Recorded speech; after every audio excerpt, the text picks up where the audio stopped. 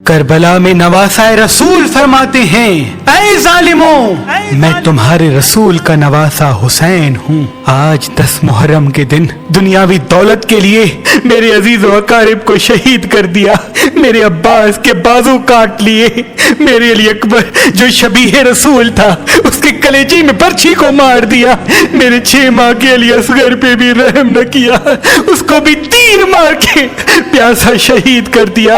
آج میں اس زمین و آسمان کے بیچ میں یہ اعلان کرتا ہوں کہ اگر اللہ مجھے 1000 زندگیاں دیتا، 1000 اکبر دیتا، 1000 اصغر دیتا تو میں سب اللہ کے دین پہ قربان کر دیتا، اور میرے خون کا ذرہ ذرہ اللہ کے دین کی گواہی دیتا رہتا۔ تاریخ نے لکھا، فوج یزید سب زور زور سے ہنس رہی ہے، امام حسین کی خطبے کا مذاق اڑا رہی ہے۔ اتنے میں عمر بن سعد کہتا ہے، حسین سے فردن فردن نہ لڑو کیونکہ یہ علی کا شیر ہے، اور میں نے حسین کی جنگ دیکھی ہوئی ہے، اس کربلا میں کوئی بھی حسین کو ہرا نہیں سکتا۔ 700 کا لشکر حسین کے دائیں طرف سے اور 700 کا لشکر حسین کے بائیں طرف سے اکٹھا حملہ کرے۔ تاریخ نے لکھا، علی کے شیر نے ایسے وار کیا کہ سب کے سب فنار ہو گئے، فوج یزید میں کوہرام برپا ہو گیا۔ جب یزید کے بڑے بڑے بہادر امام حسین کے ایک ہی وار سے فنار ہوتے تھے تو فوج یزید بھاگنا شروع ہو جاتی ہے۔ پھر عمر بن سعد کہتا ہے،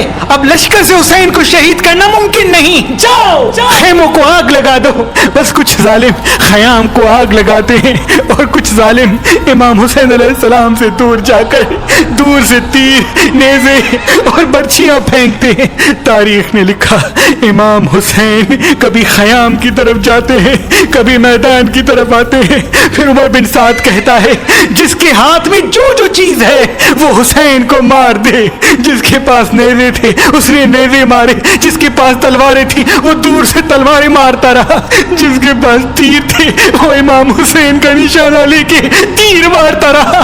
تاریخ نے لکھا، جس کے پاس مارنے کے لیے کچھ نہ تھا وہ کربلا کی گرم زمین سے پتھر اٹھاتا اور امام حسین کو مارتا۔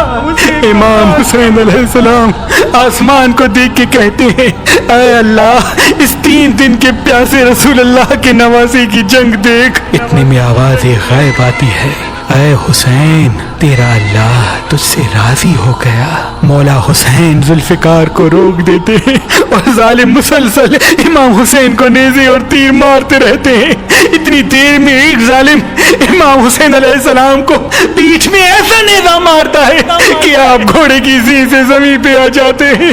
تاریخ نے لکھا، امام حسین کے جسم پر اتنے تیر تھے کہ امام حسین نہ گھوڑے کی زین پہ تھے نہ زمین پہ تھے۔ فوج یزید میں خوشی کا ماحول برپا ہو جاتا ہے، سب زور زور سے کہتے ہیں کہ ہم نے نواسۂ رسول کو شہید کر دیا۔ اتنے میں شمر کہے، دیکھ کیا رہے ہو، جاؤ حسین کا سر کاٹو۔ جو امام حسین کے قریب جاتا تو امام حسین کی آنکھوں میں ان کو رسول اللہ کا چہرہ نظر آتا اور وہ رو کے واپس آ جاتا۔ شمر کہتا ہے، رو کیوں رہے ہو، یہ حسین کا سر نہیں بلکہ یہ سوچو کہ اس سر کے وزن جتنا سونا ہمیں یزید دے گا۔ بس قریب آتا ہے اور امام حسین علیہ السلام کے گلے پہ خنجر رکھتا ہے، دیکھتا ہے کہ امام حسین کچھ کہہ رہے ہیں۔ جب سننے کی کوشش کرتا ہے تو امام حسین کہہ رہے تھے، اے اللہ، تیرے اسلام کے لیے میں نے اپنا سب کچھ قربان کر دیا۔ شمر ہنستا ہنستا امام حسین کی گردن کو کاٹتا ہے اور امام حسین کے سر سے امامہ اتار کے امام حسین کے بالوں سے پکڑ کر امام حسین کے سر کو نیزے پہ سوار کرتا ہے۔ فوج یزید جھومتی جاتی ہے، اہل بیت کے خیام جل رہے تھے، آل رسول زمین پہ بیٹھ کے رو رہی تھی۔ اتنے میں آواز آتی ہے، جاؤ لوٹو۔ سنا ہے کہ رسول اللہ کے خاندان کے پاس کئی قیمتی سامان ہیں، بس خیام میں فوج آ جاتی ہے۔ کوئی رسول اللہ کا امامہ لے کے جاتا ہے، کوئی مولا علی کی تلوار لے کے جاتا ہے، کوئی بیویوں کے سروں سے چادریں چھین لیتا ہے، کوئی بی سکینہ کے کانوں سے بالیاں کھینچ لیتا ہے۔ اتنے میں آسمان رونے لگا، زمین تڑپنے لگی۔ امام سجاد نے جب دیکھا کہ زمین اپنی جگہ چھوڑ رہی ہے، آسمان پھٹنا چاہتا ہے، تو آپ نے سجدے میں سر رکھا اور اللہ کا شکر کرنا شروع کر دیا کہ اے اللہ، تیرا شکر ہے کہ تو نے آسمان آسمان پیدا کیا، اے اللہ تیرا شکر ہے کہ تو نے زمین کو بچھایا، اے اللہ اپنی نعمتوں کو تمام نہ کرنا، ان تھوڑے سے انسانوں کی سزا آنے والی پوری انسانیت کو نہ دینا۔ امام سجاد سجدہ شکر کر رہے ہیں اور وہاں فوج یزید امام حسین کے لاشے کو پامال کرنے کی تیاری کر رہی ہے۔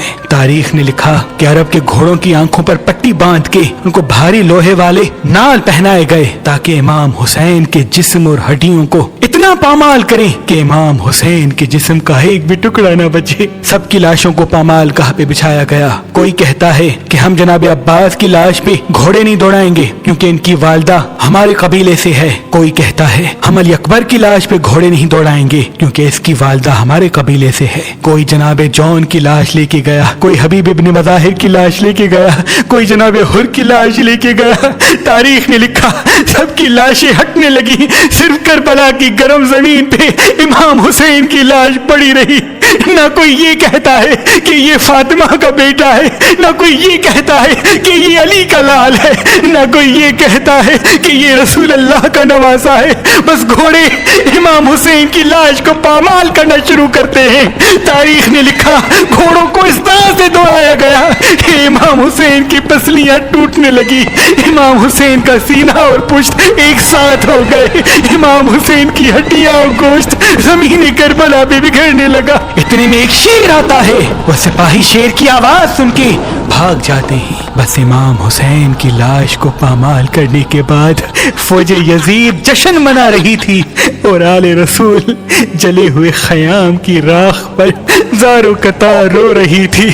بی بی زینب کبھی عباس کو یاد کر کے روتی ہے، کبھی اکبر کو یاد کر کے روتی ہے، کبھی معصوم علی اصغر کو یاد کر کے روتی ہے، تو کبھی دور سے اپنے بھائی کے جسم کے ٹکڑوں کو دیکھ کے اپنے نانا رسول اللہ کو کہتی ہے، یا رسول اللہ آپ کی امت نے اس حسین کے جسم کو پامال کر دیا جس کو آپ کندھوں پہ اٹھا کے کہتے تھے کہ یہ جنت کا سردار ہے، یہ مجھ سے ہے، میں اس